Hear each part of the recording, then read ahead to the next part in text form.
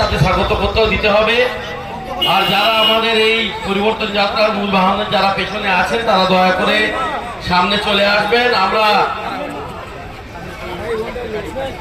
আমরা আজকে এই পরিবর্তন যাত্রা সারা পশ্চিমবঙ্গে গত 1 তারিখ থেকে শুরু হয়েছে। আজকে 8 তারিখ আমরা পূর্ব মেদিনীপুর তথা পটাশপুরের এই পূর্ণভূমিতে আমরা এই যাত্রাকে স্বাগত জানালাম।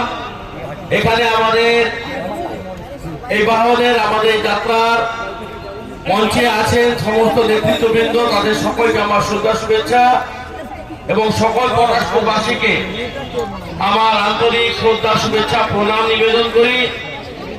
আপনারা জানেন গত 28 ফেব্রুয়ারি ফাইনাল ভোটার লিস্ট প্রকাশিত হওয়ার মাধ্যমে পশ্চিমবঙ্গে বিধানসভা নির্বাচনের ঢাকে কাঠি পড়েছে এবং সেই সঙ্গে এই অত্যাচারী দুরাচারী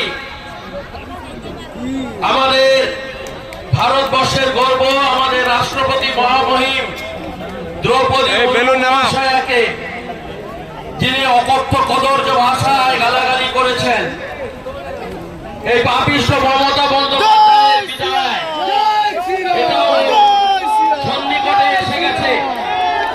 আগামী কয়েকদিন পরে নির্বাচন ঘোষণা হবে। আগামী 14 তারিখ শনিবার ব্রিগেড প্যারেড গ্রাউন্ডে দেশের গর্ব আমাদের সকলের আদরণীয় প্রধানমন্ত্রী শ্রী নরেন্দ্র মোদীজি আসছেন। তার সভাকে সকলে হিন্দুদের উপর অত্যাচার করছেন তাদেরও দিন ঘনিয়ে আসবে। এটা আমি আজকের এই মঞ্চ থেকে স্পষ্ট করে দিতে চাই। আপনাদের সকলের আমরা শুভেচ্ছা শুভকামনা নিয়ে আমাদের এই যাত্রাকে এগিয়ে নিয়ে যাব।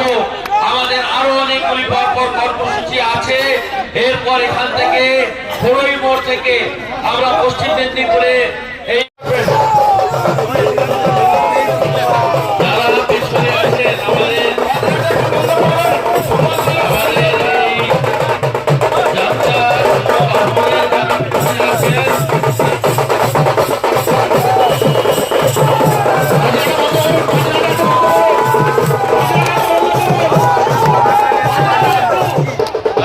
পরিবর্তন যাত্রা স্বাগতম স্বাগতম স্বাগতম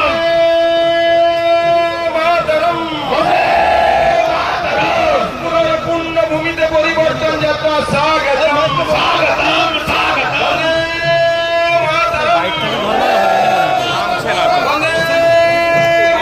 অত্যাচারী দুর্নীতিগ্রস্ত দলকে উপড়ে ফেলে ভারতীয় জনতা পার্টির নেতৃত্বে মোদীজির নেতৃত্বে ডবল ইঞ্জিন সরকার এখানে প্রতিষ্ঠিত হবে এবং আগামী দিনে পশ্চিমবঙ্গে কর্মসংস্থান, শিক্ষা, সংস্কৃতি, শিল্প সমস্ত কিছু আবার